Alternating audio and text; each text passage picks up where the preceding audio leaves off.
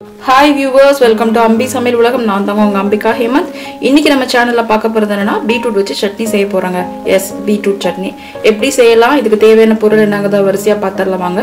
நல்ல ஸ்பைசியான ஒரு டேஸ்டியான சட்னி. இப்போதான் இந்த வீடியோ முத பாக்குறீங்களா? ப்ளீஸ் அம்பி சமையல் உலகத்துக்கு சப்ஸ்கிரைப் பண்ணுங்க. நீங்க சப்ஸ்கிரைப் பண்ணும்போது பக்கத்துல இருக்க பெல் ஐகானையும் கிளிக் பண்ணி சேவ் பண்ணிக்கோங்க. கண்டிப்பா இந்த ஸ்டெப்பை ஃபாலோ பண்ணுங்க. அப்பதான் என்னோட வீடியோஸோட நோட்டிபிகேஷன்ஸ் எல்லாமே உங்களுக்கு வந்துகிட்டே இருக்கும். பீட்ரூட் ஒரு கைப்பிடி அளவு, ஒரு பீட்ரூட் எடுக்கிறதா இருந்தா அதை வந்து சின்னதா பார்த்து எடுத்துக்கோங்க. அதே மாதிரி ஒரு சின்ன துண்டு அளவுக்கு புளி, 4 பூண்டு, சின்ன துண்டு அளவு விரல் துண்டு அளவுக்கு இஞ்சி, 4 சின்ன வெங்காயம், 1/4 டீஸ்பூன் அளவுக்கு மிளகு, 1/4 டீஸ்பூன் அளவுக்கு ஜீரகம். ஜீரகம் போட விருப்பம் இல்லைன்னா கூட மிளகு போடுங்க. அப்பதான் பீட்ரூட்ல இருக்க ரா ஸ்மெல் வந்து குறையும். 1 டேபிள் ஸ்பூன் அளவுக்கு கடலைப்பருப்பு, காரத்துக்கு தகுந்தாப்புல வந்து வரமிளகா, நான் வந்து 5 மிளகா எடுத்திருக்கேன். இன்னும் ஸ்பைசியா வேணும்னா 2 எக்ஸ்ட்ரா சேர்த்துக்கலாம். 1 கைப்பிடி அளவுக்கு புதினா, கொஞ்சமா கருவேப்பிலை இருக்கு. இதுல பாத்தீங்கன்னா 1 கைப்பிடி அளவு தேங்காய் இருக்கு. துருவன தேங்காயா இருந்தா கூட ஓகே. இப்ப இது எல்லாத்தையும் நம்ம வதக்க போறோம். கடாயில 1/2 குழிக்கரண்டி அளவுக்கு நல்லெண்ணெய் விட்டுருக்கேங்க.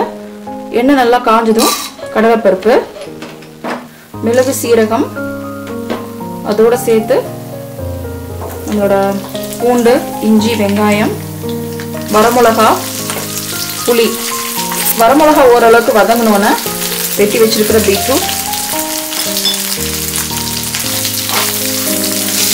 பீட்ரூட் நல்லா வதங்கிடுச்சுங்க. நான் கடைசியா வந்து தேங்காய் போடுறேன்.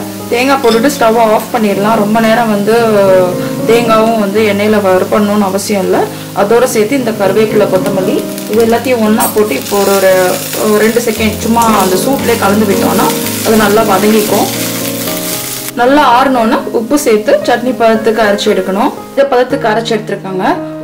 தாளிக்கிறதுக்கு கொஞ்சமா கடுகு, உளுந்த பருப்பு, பெருங்காயம், அதோட சேர்த்து கொஞ்சமா கருவேப்பிலை.